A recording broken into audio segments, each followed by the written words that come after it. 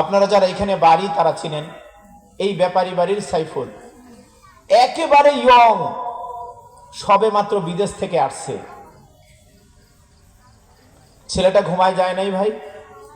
ও কি কখনো কল্পনাও করছে আমার এই 26-27 বছর বয়সে আমি ঘুমায় যাব?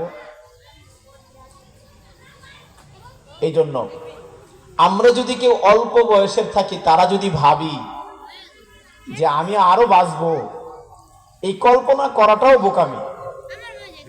আমাদের যাদের বয়স 40, 45, 50, 60-এর উপরে হয়ে গেছে, আমরা যদি ভাবি আমি আরো বাঁচবো, আমাদের এই ভাবনাটাও বোকামি। এই জন্য কি ভাবতে হবে? কি ভাবতে হবে ভাই? আমাদের ভাবনাটা কি হবে? আমাদের ভাবনাটা হবে আমি আজকে সারাদিনে আল্লাহকে কতটুকু আপন করলাম, আমি আজকে সারাদিনে রাসূলুল্লাহ সাল্লাল্লাহু আলাইহি ওয়াসাল্লামের সুন্নতের উপরে কতটুকু চললাম, আমি আজকে সারাদিনে খারাপ কতটুকু করলাম, আমি আজকে সারাদিনে ভালো কতটুকু করলাম।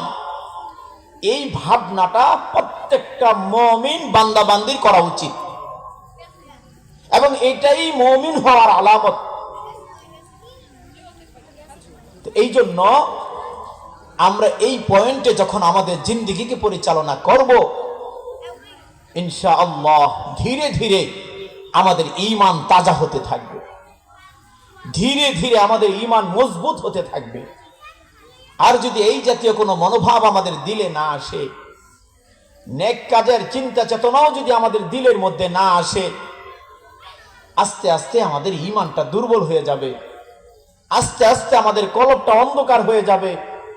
যে কোনো গুনাহের কাজ করতে গেলে তখন আর আমার হাত কাঁপবে না, আমার পাও তখন কাঁপবে না, আমার জবান তখন কাঁপবে না, আমার চোখ তখন আর ভয় পাবে না, আমার কান তখন আর ভয় পাবে না যে না এটা গুনাহ, আমার আল্লাহ দেখতেছে, আমার 2 কাঁধের ফেরেশতা লিখতেছে।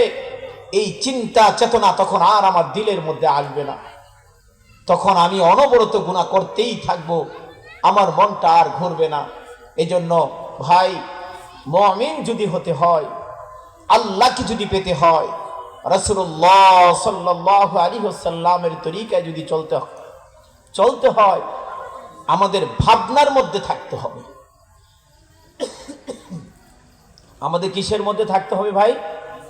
ভাবনার মধ্যে থাকতে হবে, দিলটার মধ্যে ভাবনা রাখতে হবে, না আমার পরিবর্তন হতে হবে, আমার আল্লাহকে পেতে হবে।